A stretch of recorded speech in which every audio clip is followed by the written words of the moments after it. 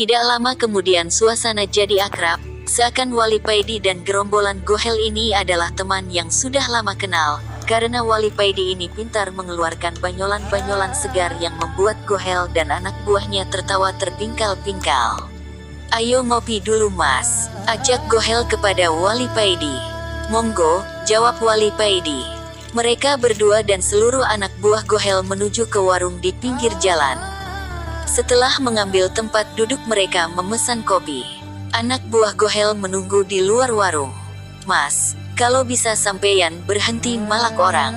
Kasihan gurumu Mas," ucap Wali Paidi. "Lia Mas, saya akan berusaha mencari kerja yang benar, doakan aja," sahut Gohel. "Jangan sampai perguruan sampeyan itu menjadi singkatan perguruan sakit hati. Gunakan kepandaian silatmu itu sebagai senam untuk kesehatan. Itu yang cocok untuk zaman sekarang ini. Beda dengan zaman ketika orang Islam masih punya musuh dulu. Jangan belajar silat untuk mencari kesaktian atau untuk perisai diri. Karena perisai diri yang langsung dari Allah adalah sedekah. Belajarlah silat hanya untuk kesehatan, maka kamu tidak akan mencari musuh atau dicari musuh," kata Wali Paidi. Sambil nyeruput kopinya Wali Paidi berkata lagi kepada Gohel, "Kalau belajar silat untuk mencari kesaktian atau kekuatan jadinya ya seperti ini. Sesama saudara seperguruan tawur, tidak rela melihat perguruan lain unjuk kekuatan. Seperti kemarin terjadi penyerbuan terhadap konvoi perguruan Kerasakti yang diduga dilakukan oleh perguruan lain. Lia Mas, memang aku dulu belajar ilmu silat untuk mencari kesatian dan kekuatan. Setelah tamat aku bingung gimana cara mengetahui kalau aku ini sudah kuat. Akhirnya aku mencari gara-gara supaya punya musuh dan keterusan sampai jadi seperti sekarang ini," ucap Gohel sambil menunduk. Setelah ngobrol-ngobrol yang cukup lama, Gohel akhirnya terbuka hatinya, dia jadi mengerti tentang apa arti hidup ini. Menjadi mengerti manusia itu tinggal menjalankan peran dari Allah, mengerti akan dirinya berperan sebagai apa dan menjalankan sebaik-baiknya peran tersebut. Ada yang berperan sebagai ulama, guru, pedagang, petani hanya ketakwaan kepada Allah yang dinilai dari menjalankan peran tersebut. "Terus sampeyan sekarang mau kemana?" tanya Gohel kepada Wali Paidi. "Mau ke terminal," jawab Wali Paidi singkat. "Maksudku tujuan sampeyan dari terminal?" tanya Gohel lagi. "Mau sowan kepada salah satu guruku," jawab Wali Paidi. "Kalau begitu mari saya antar." Gohel menawari Wali Paidi. "Baiklah, ayo," ucap Wali Paidi. Gohel mendekati pemilik warung dan menanyakan habis berapa semuanya. Pemilik warung terdiam merasa heran dengan sikap Gohel. Karena biasanya Gohel ini kalau makan minum di warungnya tidak pernah bayar. Pemilik warung tersebut sangat gembira dengan perubahan sikap Gohel ini. "Udah gak usah bayar Mas. Anggap saja ini sebagai selamatan buat Mas. Selamatan kalau sampeyan telah terlahir kembali. Mudah-mudahan tobat sampeyan ini sebagai taubatan nasuha," ucap pemilik warung kepada Gohel. Setelah mengucapkan terima kasih, Gohel mengantarkan Wali Paidi ke terminal. Dalam perjalanan Gohel menanyakan perihal tentang orang-orang soleh. Wali Paidi menceritakan dengan singkat perihal mereka. Tentang sifat dan kelebihan para orang-orang soleh tersebut. Tidak begitu lama akhirnya mereka sampai ke terminal. Gohel memanggil salah satu anak buahnya dan membisikkan sesuatu kepadanya, lalu anak buahnya itu pergi. "Jangan berangkat dulu Mas, tunggu sebentar," kata Gohel kepada Wali Paidi. Tidak begitu lama anak buah Gohel itu datang sambil menyerahkan sesuatu kepada Gohel. Lalu Gohel mendekati Wali Paidi dan menyerahkan sesuatu tersebut kepada Wali Paidi. "Ini Mas, tolong jangan ditolak," ucap Gohel kepada Wali Paidi. Ternyata sesuatu tersebut di dalamnya ada uang ribuan yang sebagian sudah kumal, dan ada 2 atau 3 uang 5 ribuan. Wali Paidi terkejut ketika menerima pemberian tersebut.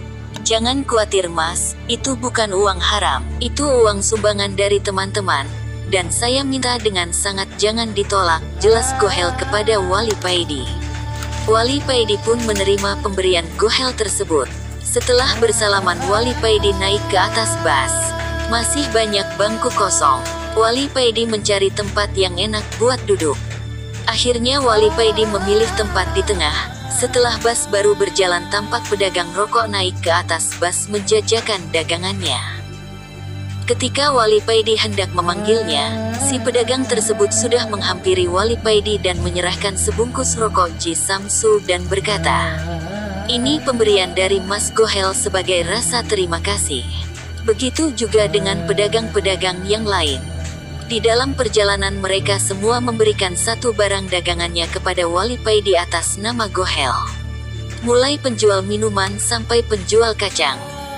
Bahkan penjual ballpoint 2000 dapat 3 juga menyerahkan ballpointnya atas nama dan rasa terima kasih Gohel kepada Wali Paidi. Ketika Wali Paidi mau membayar karcis bas, Pak Kondektur juga membebaskan Wali Paidi atas nama Gohel juga. Wali Paidi hanya geleng-geleng kepala. Gendeng si Soleh ini, batin Wali Paidi tersenyum, sambil teringat wajah Gohel. Sekitar 2 jam perjalanan, Wali Paidi akhirnya sampai di sebuah kota yang dulunya adalah sebuah wilayah kerajaan Majapahit. Wali Paidi turun sambil membawa satu kresek besar yang berisi minuman dan makanan ringan pemberian dari pedagang-pedagang asongan di atas bas. Baru melangkah turun dari bas, Wali Paidi langsung dihampiri seorang gila yang berambut gimbal. Orang gila tersebut langsung menarik tas kresek Wali Paidi. "Di, Paidi, sini minuman dan makanan ini punyaku," ucap orang gila tersebut, lalu ngeloyor pergi. Wali Paidi membiarkan saja tas kreseknya direbut. Dan dia hanya terus mengikuti orang gila tersebut karena dia penasaran, orang gila ini kok tahu namanya. Terlihat di sudut terminal, orang gila ini tertawa-tawa menikmati makanan dan minuman hasil rampasannya. Wali Paidi berjalan perlahan mendekati orang gila itu. Dan kira-kira setelah jarak Wali Paidi dan orang gila itu berjarak 10 meteran, orang gila itu berkata dengan masih makan dan minum, "Gak usah heran Di, orang yang dekat dengan Tuhannya apa yang tidak diketahui di muka bumi ini. Gusti Allah yang mengabarkan semua jia agar diketahui oleh para kekasihnya. Apalagi namamu terkenal di langit sana. Namamu seringkali muncul karena seringnya kamu usul ke Gusti Allah." Dengan masih memegang minuman sprite kaleng, orang gila TSB berkata lagi, "Para malaikat sering berkata, Gusti, Wali Paidi usul begini. Gusti, Wali Paidi minta begini. Hampir semua malaikat mengenalmu karena seringnya kamu minta dan usul ke Gusti Allah. Seharusnya kamu malu Di, minta-minta terus seperti pengemis, hehehehe." Wali Paidi terdiam. Dia seperti ditelanjangi. Wali Paidi menghampiri orang gila tersebut dan mencium tangan Fa. Ketika Wali Paidi memegang tangannya saat hendak mencium tangan orang gila tersebut, Wali Paidi kaget karena tangan orang gila ini bagaikan tidak ada tulangnya. Terasa sangat halus, begitu lembut dan berbau sangat wangi. Ketika Wali Paidi mau menanyakan namanya, orang gila ini mendahului berkata, "Kamu gak usah tahu namaku. Udah sana, kamu pergi sowan ke kiaimu sana, nanti kita bertemu di sana, dan kalau kamu melihat kiaimu sedang ada tamu agung, kamu sebaiknya langsung pamit saja." Wali Paidi cuma mengangguk terdiam. Setelah mengucapkan salam, Wali Paidi pergi dari situ dan berangkat untuk sowan ke kiainya. Wali Paidi melanjutkan perjalanan dengan naik becak. Setelah sampai, Wali Paidi langsung menuju ke ruang tamu. Di sana dia disambut salah satu santri kiai yang selalu standby melayani tamu-tamu. Belum lama duduk, ada 2 tamu yang juga mau sowan ke kiai. Mereka berdua duduk di samping Wali Paidi. Tidak seperti biasanya, kiai kali ini tidak langsung menemui mereka bertiga. Wali Paidi dan kedua tamu menunggu sekitar 1 jam lebih baru kiai keluar. Wali Paidi dan kedua tamu langsung bersalaman dengan kiai. Mereka bertiga mencium tangan ke Fai dengan penuh takzim. Yang sangat berbeda adalah sikap Wali Paidi terhadap kiai ini. Wali Paidi tampak sangat takzim berhadapan dengan kiai. Wali Paidi hanya bisa menunduk, dan tampak butiran-butiran air mata mulai membasahi pipi Wali Paidi. Setelah kiai baru saja duduk, Wali Paidi maju bersalaman lagi dan langsung mohon pamit. Kiai hanya tersenyum dan merestui Wali Paidi. "Iya Di, Salam aja ke dulur-dulur semua, ucap Kiai. Inggih Kiai, jawab Wali Paidi dengan masih menunduk. Kedua tamu ini heran melihat sikap Wali Paidi. Mereka menunggu begitu lama, tapi setelah Kiai keluar, Wali Paidi kok langsung mohon pamit. Satu di antara dua tamu ini penasaran dan menanyakan hal tersebut kepada Kiai. Kiai, Mas tadi itu menunggu panjenengan dengan kami begitu lama. Tapi setelah Kiai datang, Mas tadi langsung mohon pamit. Ada apa gerangan Kiai? Tanya tamu. Gimana ya? Kamu tanya langsung aja ke orangnya. Dia belum pergi jauh. Sekarang dia masih duduk-duduk di pagar jembatan, jawab Kiai. Setelah mohon izin dan keluar sebentar, tamu tadi mencari Wali Paidi. Dan benar apa yang dikatakan Kiai. Wali Paidi masih duduk di pinggir jembatan. Assalamualaikum, ucap tamu ini kepada Wali Paidi. Waalaikumsalam, jawab Wali Paidi. Maaf Mas, saya penasaran dengan sikap sampeyan tadi. Kok langsung mohon pamit ketika baru ketemu Kiai? Tanya tamu dengan penasaran. Gimana tidak langsung mohon pamit Kang? Wong di samping kanan Kiai ada Baginda Rasul dan di samping kiri Kiai ada Nabiullah Khidir. Apa yang mau saya omongkan kalau mereka berdua hadir di samping kanan dan kiri Kiai? Jawab Wali Paidi dengan mata yang berkaca-kaca. Oh, ganti si tamu jadi heran dan melongo.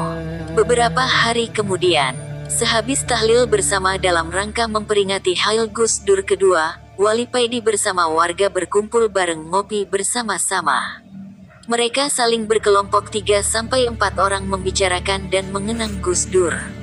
Dan diselingi adu argumen mengenai apa rahasia di balik sepak terjang Gus Dur di masa lalu.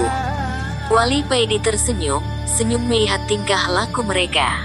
Wali Paidi sendiri duduk bersama 4 orang dengan satu cangkir kopi besar berada di tengah. Mereka berlima joinan bersama-sama, indah dan rukun sekali. Paijo tetangga Wali Paidi mulai membuka pembicaraan dengan bertanya kepada Wali Paidi. Kang, menurut sampeyan gimana Gus Dur selama jadi presiden yang cuma sebentar itu?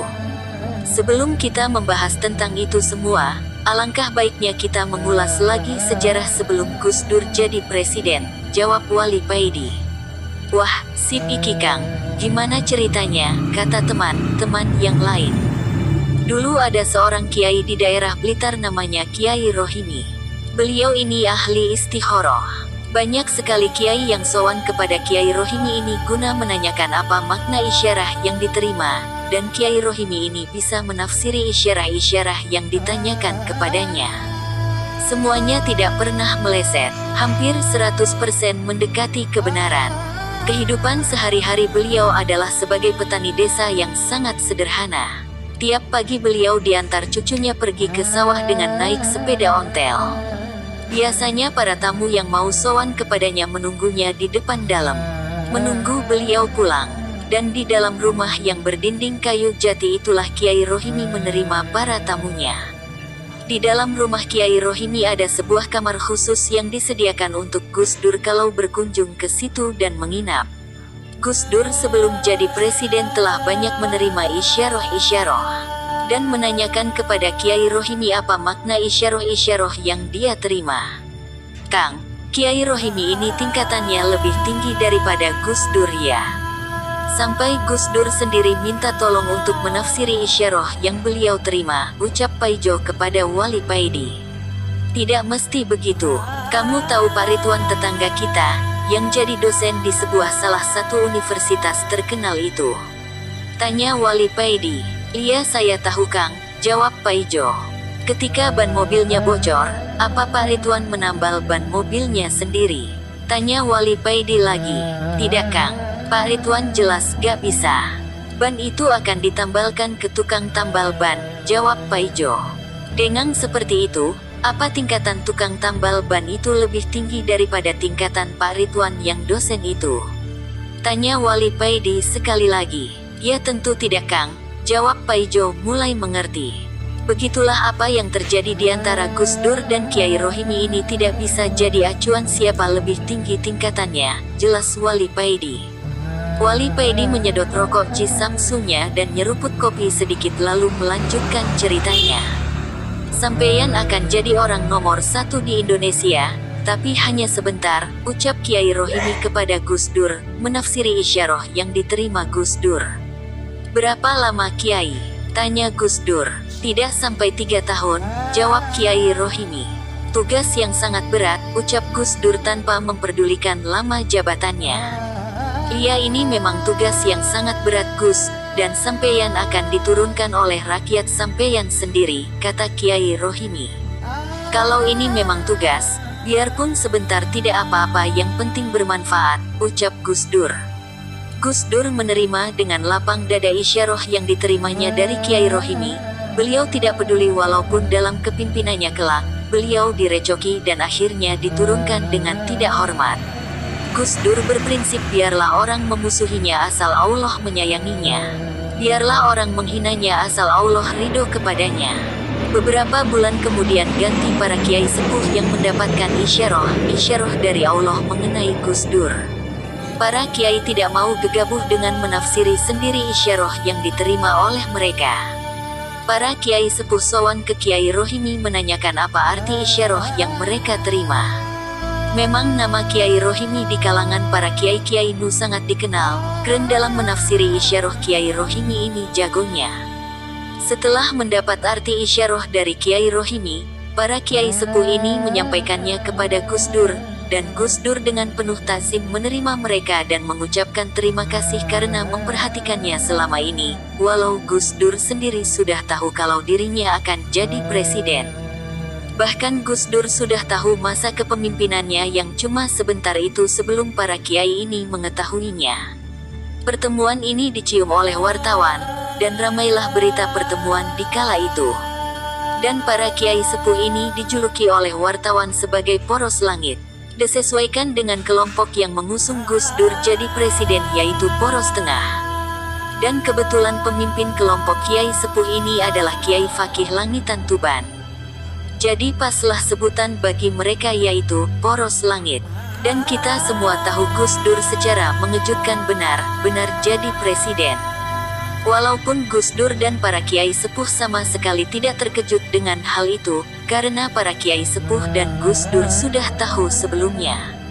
Awal pemerintahan Gus Dur baik-baik saja. Hubungan Gus Dur dengan Bu Mega tampak mesra, mereka bergantian mengadakan sarapan pagi bersama.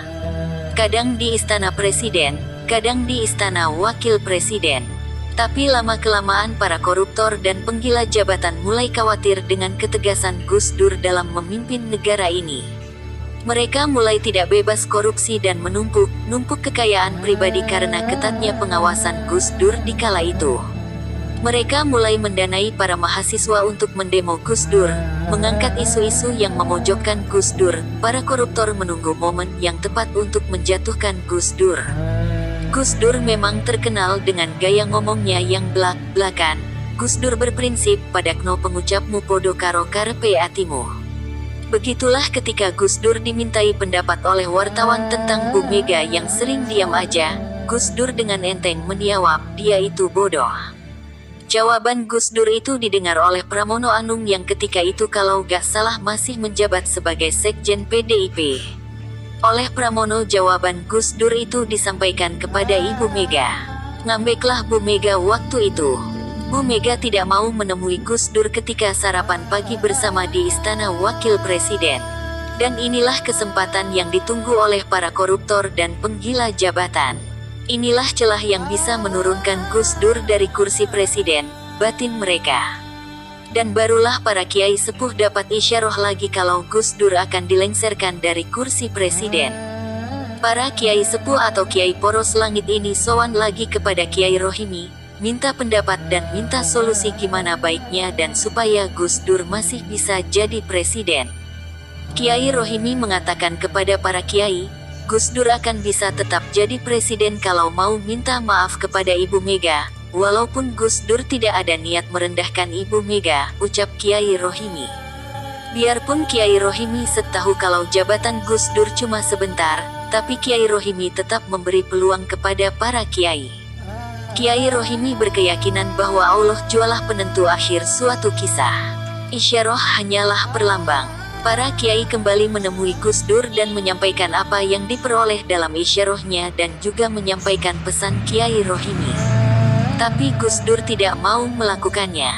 Bukan berarti Gus Dur tidak mau minta maaf karena malu atau gengsi, tapi apa yang dialami Gus Dur kurang lebih persis seperti apa yang dialami oleh Sayyidina Ali. Ketika dalam peperangan Sayyidina Ali mau membunuh orang kafir yang sudah terjatuh di atas tanah, Sayyidina Ali tiba-tiba mengurungkan niatnya ketika orang kafir itu meludahinya. Orang kafir itu heran melihat Sayyidina Ali yang tiba-tiba urung membunuhnya dan orang kafir ini menanyakan hal tersebut. Sayyidina Ali menjawab, "Pertama aku berniat membunuhmu karena Allah, tapi ketika kamu meludahiku, terbesit perasaan marah kepadamu. Maka aku urungkan niat membunuhmu karena ada niat selain Allah di hatiku." Gus Dur tidak mau minta maaf kalau niatnya karena ingin mempertahankan jabatan. Sayyidina Ali tidak gila jabatan, dan Sayyidina Ali memang sudah tahu kalau masa kepemimpinannya cuma sebentar.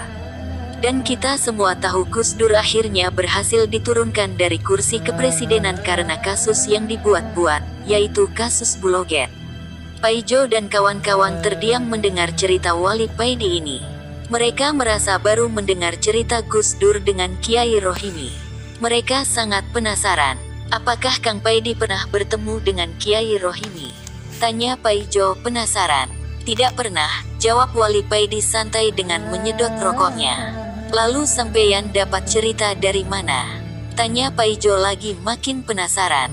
Wali Paidi tidak menjawabnya, dia hanya tersenyum dan menyeruput selepek kopi lalu ngeloyor pergi. Setelah cerita soal Gus Dur, Wali Paidi ngeloyor pergi. Dia berjalan terus tanpa memperdulikan arah dan tujuan. Berjalan terus sambil menikmati rokoknya. Sudah berapa lama dan seberapa jauh Wali Paidi berjalan dia sendiri tidak tahu. Wali Paidi seperti tidak sadar. Iba-iba saja hatinya dipenuhi zikir dengan Allah dan bersama Allah. Wali Paidi merasakan seakan dia tidak berjalan di atas bumi. Dia seperti terbang. Tubuhnya ringan dan hatinya dipenuhi kebahagiaan. Wali Paidi baru tersadar ketika azan subuh berkumandang. Dilihatnya di depan ada sebuah masjid yang semuanya terbuat dari bambu. Wali Paidi berhenti sebentar. Dilihatnya di dalam masjid sudah banyak sekali orang. Ada yang pakai jubah, pakai serban, ada juga yang pakai sarung dan berkopiah. Ada juga yang memakai celana tapi tetap pakai kopiah. Yang membuat Wali Paidi kagum adalah di dalam dan di luar masjid itu tidak ada lampu sama sekali, tapi masjid dan areal sekitarnya tampak terang benderang. Tampak cahaya keluar dari orang-orang yang berada di dalam masjid. Cahaya mereka inilah yang menerangi seluruh masjid. Tanpa sadar Wali Paidi memandangi tangannya. Wali Paidi kaget ternyata tangannya juga mengeluarkan cahaya. Wali Paidi meneruskan pandangannya, dan ternyata kakinya dan seluruh badannya juga bercahaya. Setelah sadar bahwa dirinya juga bercahaya, Wali Paidi berani memasuki masjid dan ikut sholat berjamaah. Wali Paidi sholat di barisan paling belakang karena hanya di barisan ini ada tempat yang kosong. Tempat yang lain sudah penuh. Wali Paidi melihat di sela-sela tubuh para jamaah yang bercahaya seorang imam yang cahayanya sangat terang, sehingga Wali Paidi tidak bisa melihat wajahnya. Tubuhnya dikelilingi cahaya yang sangat terang. Wali Paidi baru sekali ini merasakan sholat yang begitu indah dan sangat syahdu. Suara imam yang begitu merdu. Dan Wali Paidi seakan-akan diajak berjalan mengelilingi rahasia-rahasia ayat-ayat Allah yang dibaca oleh sang imam sholat. Setelah mengucapkan salam dan selesai sholat, Wali Paidi baru tersadar ternyata di sampingnya ini ada orang yang sangat dikenalnya, yaitu Mbah Parmin. Seorang kusir bendi di kampungnya. Ternyata Mbah Parmin sudah berkata kepadanya, "Paidi, tolong kalau nanti di rumah jangan bilang siapa-siapa tentang masalah ini." "Baik Mbah," jawab Wali Paidi meneruskan zikirnya. Sehabis zikir baru Wali Paidi mulai ngobrol lagi dengan Mbah Parmin. "Mbah, siapa yang ngimami sholat subuh ini?" tanya Wali Paidi. "Beliau baginda Nabi Muhammad," jawab Mbah Parmin.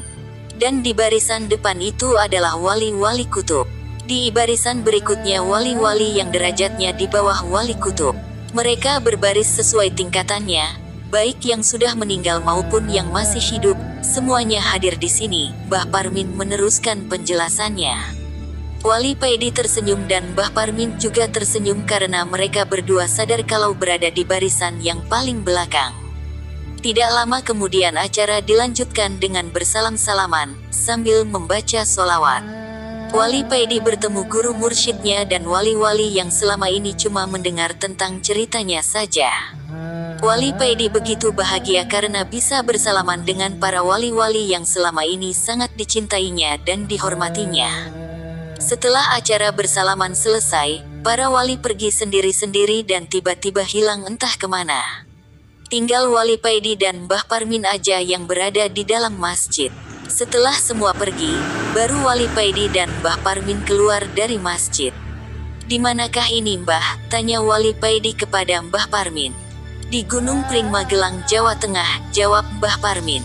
Wali Paidi menoleh ke belakang, ternyata masjid itu sudah hilang. "Udah aku pergi dulu ya. Assalamualaikum," kata Mbah Parmin dan bersalaman dengan Wali Paidi. Mbah Parmin berjalan di sela-sela pepohonan dan lama-lama kelamaan hilang. Mbah, tunggu sebentar." Wali Paidi memanggil Mbah Parmin, tapi Mbah Parmin sudah hilang ditelan keheningan hutan belantara. "Waduh Mbah, aku sebenarnya mau pinjem duit buat sanggup pulang," Wali Paidi berkata sendiri. "Terpaksa gandol truk lagi ini." Wali Paidi dengan tersenyum melangkah pergi juga. "Selama ada rokok dan kopi, gak masalah." "Syukur alhamdulillah," ucap Wali Paidi dengan mengeluarkan rokok dari selipan kopiahnya lalu menyalakannya, dan meneruskan perjalanannya. Wali Paidi tidak berani mencoba ilmu melipat bumi yang dimilikinya, karena Wali Paidi takut kesasar seperti waktu itu. Wali Paidi berjalan sambil mengenang kembali pertemuannya dengan para wali juga baginda Nabi barusan. Walau Paidi tidak dapat begitu jelas melihat wajah Rasulullah keren sangat terangnya nur cahaya terpancar dari tubuh Rasulullah. Wali Paidi masih ingat perkataan Rasulullah ketika acara bersalam-salaman tadi, bahwa bala atau azab Allah akan diturunkan. Para wali disuruh oleh baginda Nabi untuk bersiap-siap menerimanya sesuai dengan tingkatannya. Ketika bala atau azab turun, yang menanggung pertama kali adalah para wali Allah.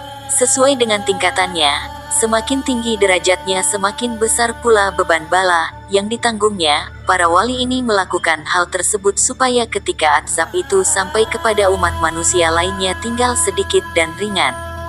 Masya Allah, betapa besar rasa cinta mereka kepada kita semua. Kadang bala atau azab Allah itu tidak sampai menimpa umat manusia karena sudah habis ditanggung para wali. Kalau bala atau azab Allah itu begitu besar dan luas, maka azab itu baru menimpa manusia. Dan bala atau azab yang paling ringan yang diterima oleh umat manusia adalah dasmilu gak ngerti sebabe. Kepala pusing tapi tidak tahu penyebabnya, disertai dengan perasaan sedih dan galau yang tidak tahu penyebabnya juga. Tanpa terasa Wali Paidi sudah sampai di jalan raya. Dan dilihatnya ada sebuah truk yang melintas. Wali Paidi menyetop dan minta nunutan. Setelah dari pertemuan di Gunung Pring Magelang, Jawa Tengah, Wali Paidi jatuh sakit. Karena perjalanan yang ditempuh Wali Paidi tidak semestinya. Wali Paidi pindah dari truk satu ke truk lainnya, kadang kehujanan kadang kepanasan, dan tubuh Wali Paidi tidak kuat menerima semua itu dan jatuh sakit. Wali Paidi terbaring tak berdaya di pembaringan, badannya panas, matanya terlihat semakin cekung karena kurang tidur. Tapi senyumnya masih tetap sama, cerah dan menyenangkan seperti orang tidak sakit. Para tetangga satu persatu menjenguk Wali Paidi. Ada yang membawa buah-buahan dan ada yang memberi uang. Sebagian para tetangga berinisiatif mengantarkan Wali Paidi untuk berobat di rumah sakit terdekat, tapi Wali Paidi menolaknya.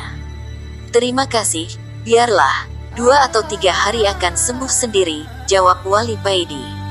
Para tetangga sangat sayang kepada Wali Paidi ini. Bukan karena Wali Paidi ini seorang wali, karena para tetangga tidak tahu kalau Paidi ini seorang wali. dan bukan juga karena Wali Paidi ini orang kaya. Para tetangga sayang kepadanya karena Wali Paidi ini orang yang dermawan, suka menolong dan sopan terhadap yang tua dan sayang kepada yang muda. Ketika memasuki hari ketiga, tubuh Wali Paidi demam tinggi. Sehabis sholat Isya yang dilakukan dengan terbaring, tubuh Wali Paidi tak kuat menahan, dan Wali Paidi tidak sadar. Dia baru tersadar ketika merasakan ada orang yang menyekat tubuhnya dengan handuk dingin. Orang ini sangat ganteng dan bersih, seorang pemuda yang sangat tampan. "Siapakah Anda?" tanya Wali Paidi. "Saya adalah amalan solawat yang biasa sampeyan baca. Saya akan menjaga sampeyan sampai sembuh," ucap pemuda ini. Wali Paidi kaget juga mendengar penuturan pemuda ini. "Apakah aku sudah mati?" tanya Wali Paidi. Dengan tersenyum pemuda ini menjawab, "Belum." Wali Paidi tertegun dan terdiam. Tidak lama kemudian ada yang mengetuk pintu kamar Wali Paidi. "Assalamualaikum," ucap tamu tersebut. "Waalaikumsalam," jawab Wali Paidi dan pemuda ini berbarengan. Pemuda ini membungkukkan badannya dan berbisik kepada Wali Paidi. "Kang, tamu yang datang ini adalah malaikat," bisik pemuda. "Apakah malaikat Israel?" tanya Wali Paidi. "Bukan, tapi malaikat rahmat," jawab pemuda sambil tersenyum. "Kalau begitu bukakan pintu kamarnya, Matt." "Gak apa-apa kan, kalau kamu aku panggil Somad," ujar Wali Paidi. "Iya gak apa-apa Kang," jawab Somad dengan membuka pintu kamar. Tampaklah yang masuk seorang pemuda yang juga tampan dengan membawa baskom. "Siapakah Anda?" tanya Wali Paidi. "Saya malaikat rahmat," jawabnya. "Kopikah yang kau bawa di baskom itu?" tanya Wali Paidi. "Hahaha, Kang." Somad tertawa mendengar pertanyaan Wali Paidi. Malaikat rahmat lalu meletakkan baskom di meja sebelah tempat tidur Wali Paidi. Lalu menjawab, "Bukan Kang, tapi air dari telaga Kausar guna diminum dan buat wudhu." Lalu malaikat yang berwujud pemuda tampan ini pamit, dan sekitar 5 menit kemudian datang tamu lagi. Ternyata baginda Nabi Muhammad yang datang. Kamar Wali Paidi langsung harum semerbak. Wali Paidi berusaha bangkit, tapi Nabi menyuruhnya tetap berbaring. "Ali Firdaus, bergembiralah karena derajatmu sudah dinaikkan oleh Allah," ucap baginda Nabi kepada Wali Paidi. Nama Wali Paidi ini memang sebenarnya Ali Firdaus, tapi Nabi Khidir memanggilnya dengan sebutan Paidi, nama yang berasal dari kata faedah. Nabi Khidir berharap Wali Paidi ini menjadi orang yang berfaedah, karena sebaik-baik manusia adalah orang yang bermanfaat buat sesamanya, dan itu akhirnya terbukti. Wali Paidi mendengar perkataan Nabi ini hanya bisa menangis, tidak bisa berkata-kata, dia hanya bisa menangis dan menangis lagi. Setelah Nabi keluar, datanglah Nabi Khidir. Beliau Nabi Khidir banyak menurunkan ilmu-ilmu hikmah yang luar biasa kepada Wali Paidi. Walaupun pertemuan Wali Paidi dengan Nabi Khidir ini begitu singkat, tapi ilmu yang didapat Wali Paidi sama dengan ilmu orang yang belajar selama 100 tahun. Berikutnya datang silih berganti wali-wali yang dikenal Wali Paidi. Dan menjelang subuh, datanglah Mas Kiai Mursyid, guru dari Wali Paidi. Ketika Mas Kiai Mursyid datang, tubuh Wali Paidi sudah segar dan sehat. Mas Kiai Mursyid datang dengan membawa kopi dan rokok. Setelah sholat subuh berjamaah dengan Mas Kiai Mursyid, mereka melanjutkan dengan acara ngopi dan rokokan bareng. Wali Paidi sekali lagi dapat wejangan-wejangan dari Mas Kiai Mursyid. Mas Kiai Mursyid sedikit membuka rahasia arsi, membuka jalan yang akan dihadapi Wali Paidi kelak, dan setelah sholat duha Mas Kiai Mursyid pulang. Memang para wali Allah itu ketika sakit banyak mendapatkan ilmu-ilmu hikmah yang luar biasa. Kita melihat mereka dengan pandangan kasihan karena sakit yang dideritanya. Tapi di balik itu semua para wali-wali Allah sangat berbahagia ketika dirinya sakit. Wali Paidi duduk dengan tenang, lah mengambil secangkir kopi yang ada di sampingnya. Dengan perlahan, dia melanjutkan menghisap rokok Masna Wastulasta warubaannya. Santai, angin semilir menerpa wajahnya. Wali Paidi berada di atas menara Masjid Kudus, yakni masjid peninggalan Sayyid Jafar Sodik bin Utsman Haji, Sunan Kudus. Setelah Rokoknya habis, Wali Paidi membasahi mulutnya lagi dengan kopi seperti orang berkumur. Mulailah dia tawasulan. Ketika Fatihah pertama dibaca, angin dengan sangat perlahan mulai berhenti. Khusyuk, Wali Paidi mulai membaca wirid-wirid khusus amalan thorikoh yang dianutnya.